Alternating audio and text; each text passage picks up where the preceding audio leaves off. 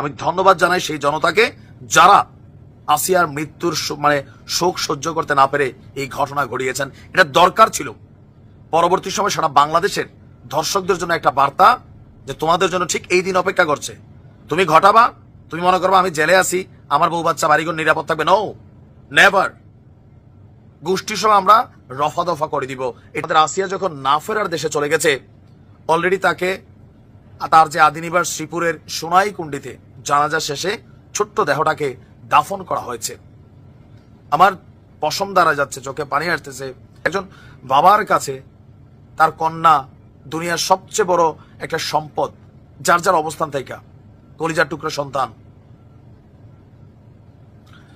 এখন এই ঘটনা ঘটার পর যখন তাকে গ্রামের বাড়িতে নেওয়া হয়েছে, হাজার হাজার মানুষ এখানে আপনার এই জানাজায় অংশগ্রহণ করছে।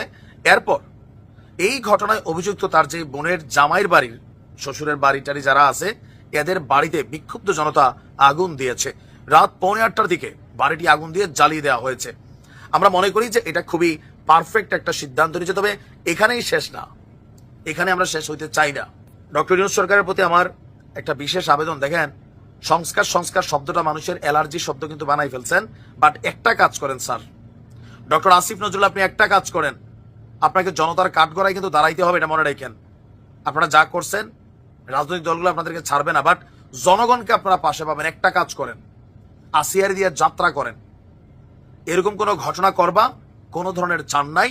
অন স্পট ঘটনা প্রমাণিত ধরে নিয়ে আসো রেসকোর্স ময়দান, সারা বাংলাদেশের ক্যামেরা সেট করো, এদের নুনু লাগায় 2-3 কেজি ইট লাগাই দাও, তারপর পুরা শরীরে লবণ মরিচ আরামসে লাগাই দাও।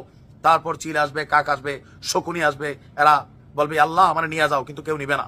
সারা পৃথিবী তাকাই দেখবে।